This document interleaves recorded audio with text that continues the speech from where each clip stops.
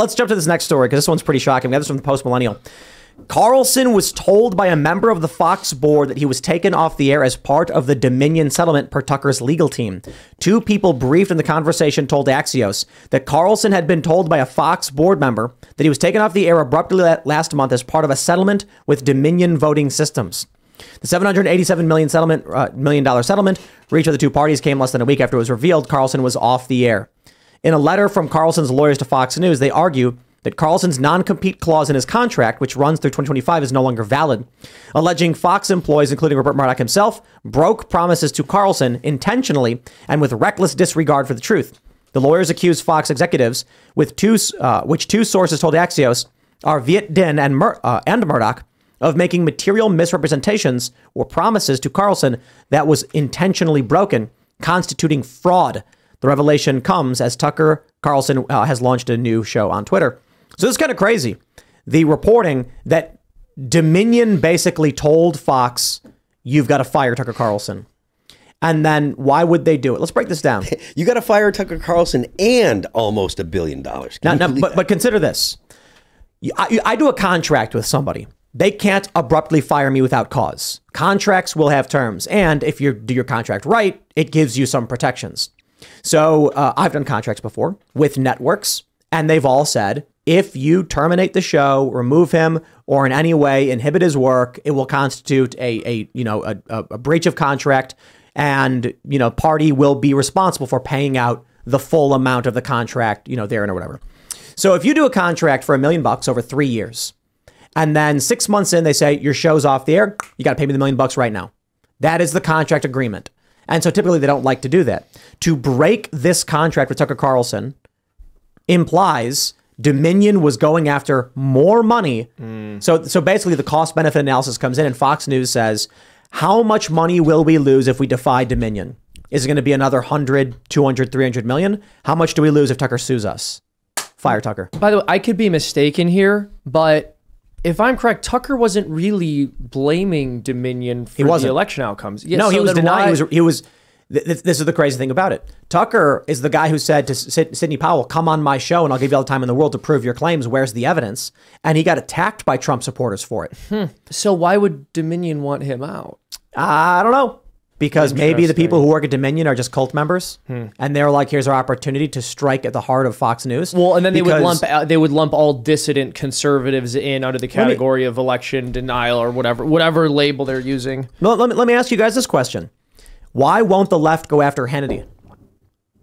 Why is Tucker Carlson the target, despite the fact that Tucker Carlson overlaps with the left on a ton of issues? Because he's moving the Overton window. Populism, economic populism, anti-war, yet they attack him exclusively. He's the closest to anti-government. Like Sean Hannity is not anti-government at any, by any stretch of the imagination. He'll talk about small government, but Sean Hannity is as typical of a Republican that as you can probably get. Tucker Carlson, for all the fact that he used to be a Democrat like back in the day, and I'm sure that he's comfortable with a fairly large government too, he's still anti-establishment. So even if he would want a big government, he doesn't want the type of big government that we have now. So I imagine that's why he gets the heat that he does.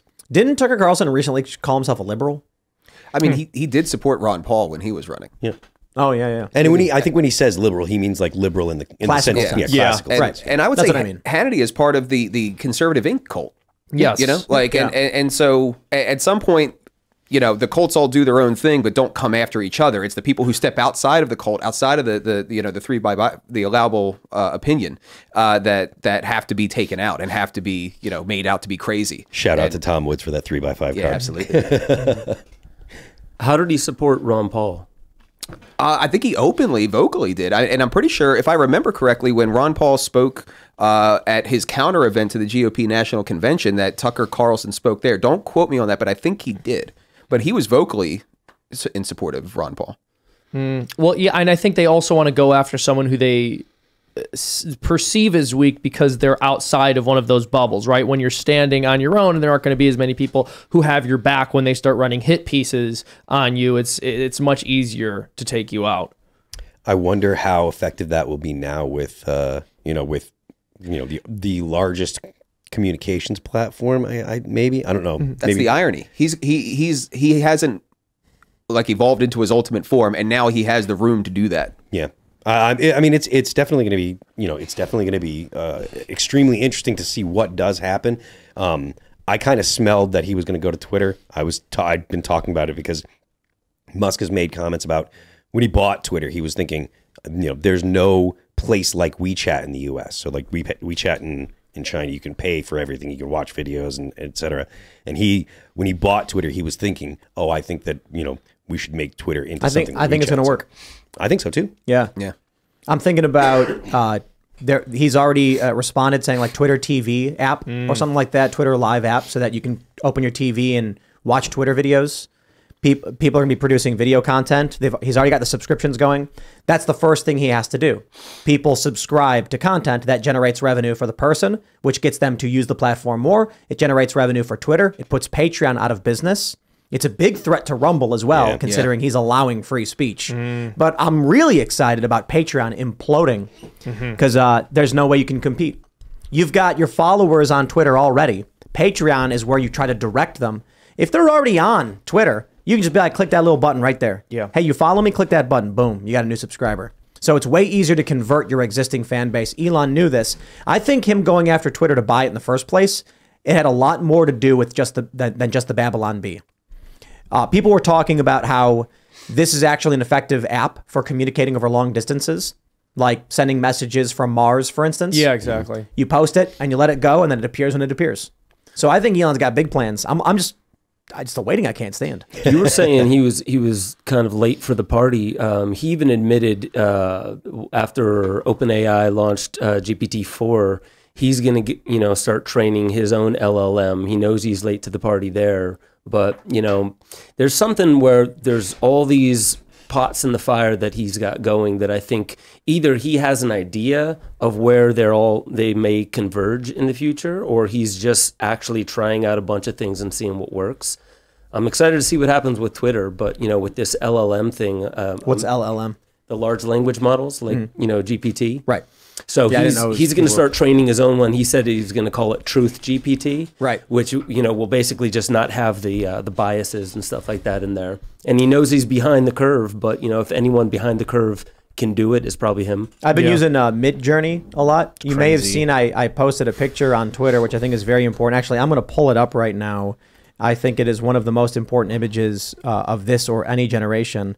Let me just try and scroll down here, and I think it's going to be right here. Let me pull this one over. There you go, ladies and gentlemen. The most important photo. America's back, baby. For those who are just listening, it's a picture of Donald Trump and Sonic the Hedgehog running in Washington, D.C. for some reason. And then I have this picture of Donald Trump shaking hands with Sonic the Hedgehog for some reason. But I've been using Midjourney, and so it is interesting to see where we go. Like, this photo of Donald Trump looks real. I mean, Sonic the Hedgehog obviously does not look real. It's not a real thing. But the photo of Trump looks like it's actually Trump running.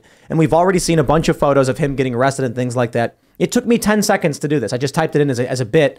Donald Trump running beside Sonic the Hedgehog. Enter. Boom. 30 seconds goes by and it just pops up on the screen. The things are starting to get crazy. I think it'll be, I don't know, I wanted to bring that up. I think it'll be fascinating to see where this AI stuff goes, especially if Elon Musk is getting involved, and especially if the Twitter fire hose is plugged right into the language and learning model. It's going to create, it's going to create some kind of weird Borg structure, a hive mind of all of our thoughts.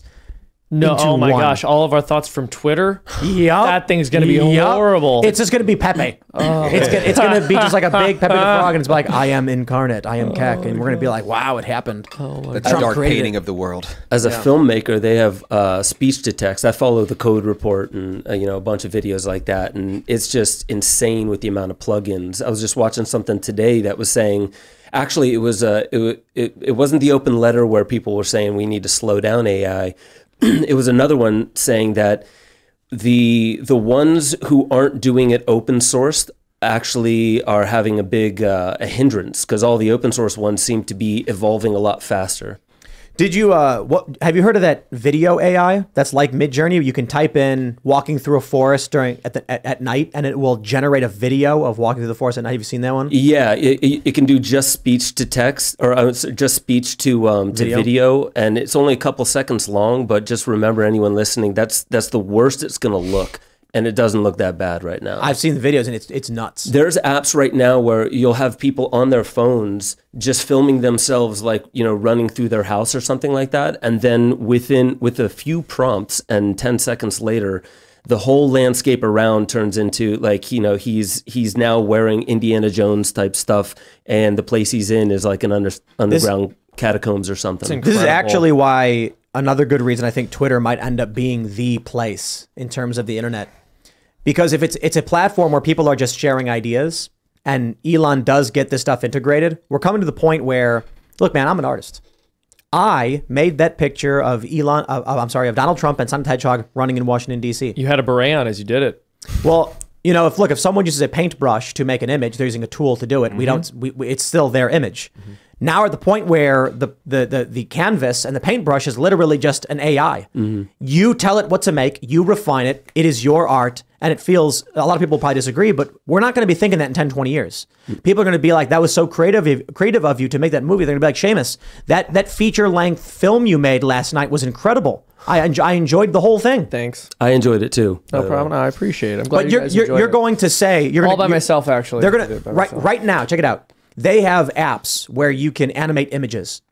You can post a picture of a person and then send in text or play an audio file, and it will sync the photo with the audio file. We've already seen the stuff where people are singing, right? We did the music video Genocide where we had like Taylor Loren singing our song. They have high resolution versions of it. Someone used Midjourney to generate a sci-fi looking spaceship captain female.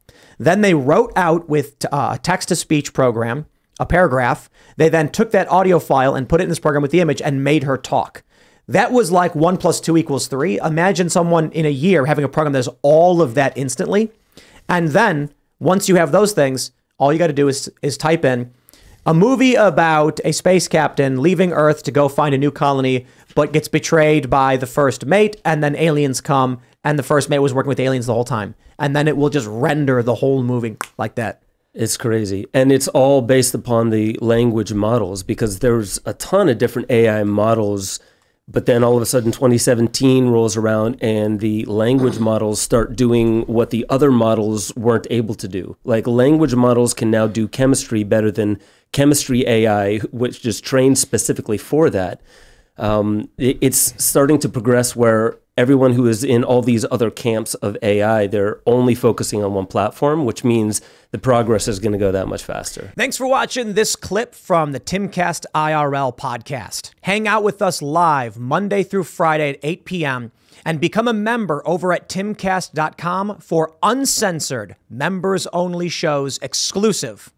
Thanks for hanging out, and we'll see you all next time.